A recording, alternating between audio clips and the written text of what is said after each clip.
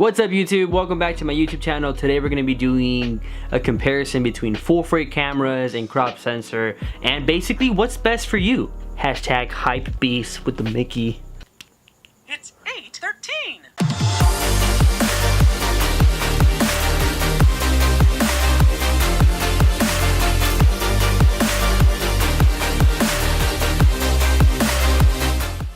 So the big question, the big versus, the big debate in this video slash photo industry is full frame versus crop sensor. What's the best for you?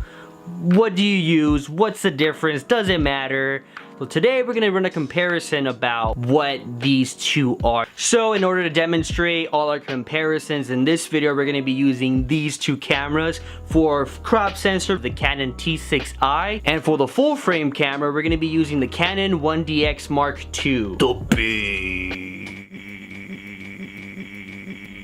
So without getting too much into the science of what's going on inside these cameras, I only have basically 2 points that I would like to address as to what the big differences are. First point, our operating system. I think something that really everyone, no matter if you're doing photography or video, you're gonna use a lot is your ISO.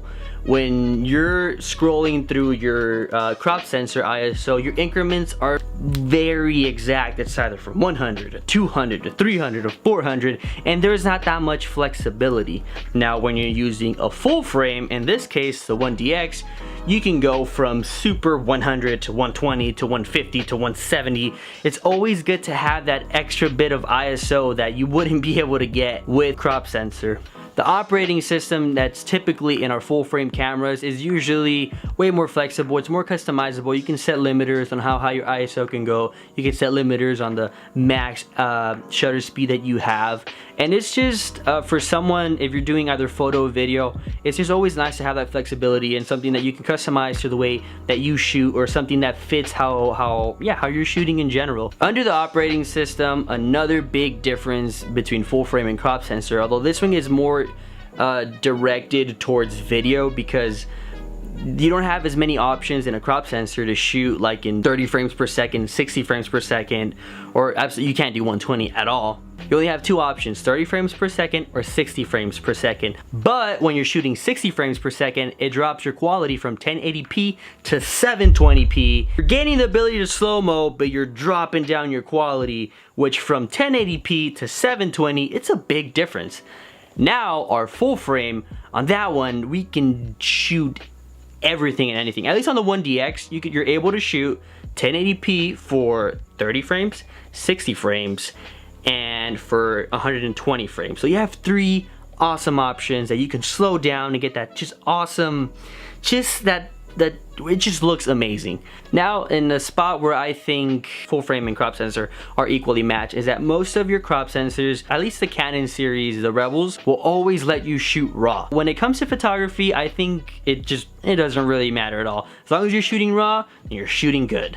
For the second main point of this comparison is going to be the crop factor that obviously comes, it's in the name, crop sensor. When you're shooting, everything is just a little bit more punched in, and that's fine. It's not a huge deal, but at least in my case, when I started off, the first lens that I bought was a 50mm lens on a crop sensor. It was a pain in the butt. Like, I had to be so far away of my subjects, of whatever I was shooting, just to get a proper framing of two people, for example. So in reality, this kind of doesn't matter too much, because you can always just back away and then you'll frame your subjects properly. But let's say you're in the city and you have to basically walk into the sidewalk to be properly framed on something. That's very annoying, and it was just something that I was like, dang, like if I want to make this picture look good, I have to go across the city so it works, and that was a pain in the butt. So it's annoying, it's a bit restricting, but it kind of, you get over it in a way.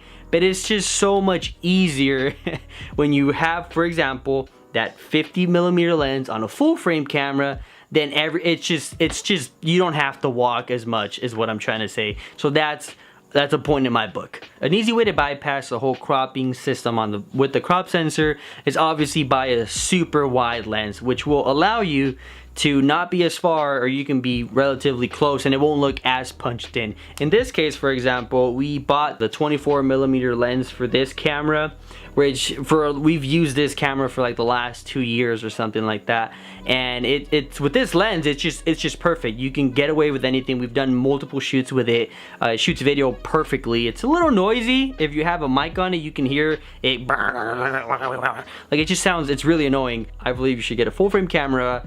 It's just more flexible and it's good for you, man. Like it's a really good investment if you really plan on perhaps keep doing photography and maybe video down the line, which you probably will, trust me. I've been there. At the end of the day, guys, as long as you get up, as long as you get out there, as long as you shoot, you record, you edit, you do anything, that's the point. And at the end of the day, this is just a tool of the trade. What matters is you, what you do, what you create. That is a point. As long as you're doing what you love, like, dude, you're good. You don't need a full frame. You don't need a crop sensor. Just close your eyes. Picture, picture, picture. Alright guys, thank you for tuning in to my channel. Once again, I appreciate it. If you're new to the channel, please feel free to subscribe and hit that like button on the video. It really does help me out. Share it. Tell your friends, hey guys, I have a second favorite YouTuber now. That's me. Alright guys, have a good one. Peace!